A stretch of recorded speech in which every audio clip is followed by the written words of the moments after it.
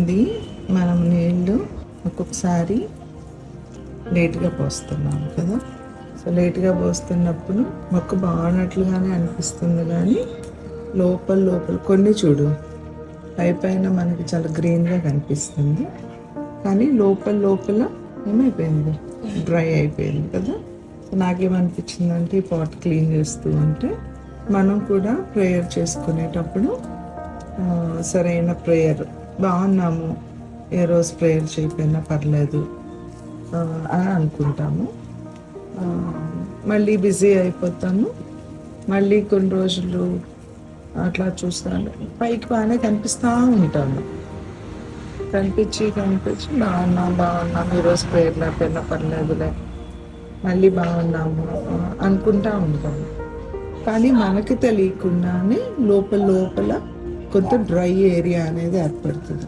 జనరల్గా ఈ ప్లాంట్ లక్షణం ఏంటంటే త్వరగా ఎండిపోదు, కానీ త్వరగా ఎండిపోని ప్లాంట్ కూడా లోపలికి ఎండిపోతుంది అంటే దానికి ఎంత వాటర్ తగ్గిందో మనకు ఆలోచించవచ్చు.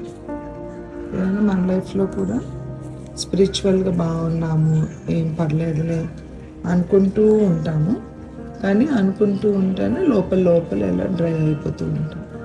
కొంత ఏరియా బాగుంది కదా అని అలక్ష్యం చేసేయకూడదు అనమాట.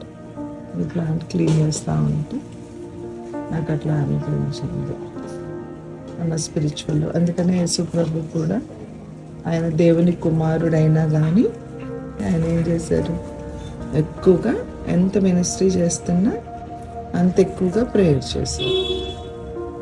సో స్పిరిచువల్గా ప్రేయర్ లైఫ్ అనేది చాలా ఇంపార్టెంట్.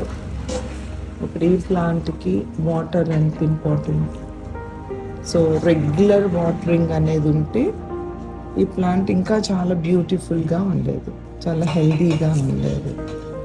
అలానే మనం కూడా రెగ్యులర్ ప్రేయర్, మన బాడీకి ఎట్లా రెగ్యులర్ ఫుడ్ తీసుకుంటాము, విటమిన్స్ తీసుకుంటాము, మనం ఫుడ్ తీసుకునేటప్పుడు అన్నీ న్యూట్రిషియస్ ఫుడ్ తీసుకుంటాము, ఎట్లా అన్నీ సరిపోతున్నాయా లేదా అని చెప్పి చూస్తాము. సో అట్లానే ప్లాంట్కి కూడా మనం అన్నీ చూస్తూ ఉండాలి. అట్లానే మన స్పిరిచువల్ లైఫ్కి కూడా బాడీ కంటే కూడా హెల్దీ ఫుడ్ మన స్పిరిట్ని ఫీడ్ చేసే వాళ్ళలాగా మనం ఉండాలన్నమాట. సో లేకపోతే మనం కూడా ఇలా స్లోగా వెళ్ళిపోతాం. ఇది ఎలా ఉందంటే చంపి మళ్ళీ బతికించి, మళ్ళీ చంపి మళ్ళీ బతికిస్తున్నట్టు ఉంది. సో అలా చచ్చి బతికే ప్లాంట్ ఎప్పుడైనా హెల్తీగా ఉంటుందా? ఉండదు కదా. సో అట్లానే మనం కూడా చచ్చి బతికాం. ఇది చూడు, ఆల్మోస్ట్ ఆ స్టెమ్ చూస్తే చచ్చిపోతా ఉంది. ఇది ఇప్పుడు ఇది అసలు మధ్యలో ఎండిపోయింది, ఇక్కడ ఆ స్టెమ్ ఎండిపోయింది, కొంచెం బ్రతుకుంది. So it is too difficult to survive అన్నమాట.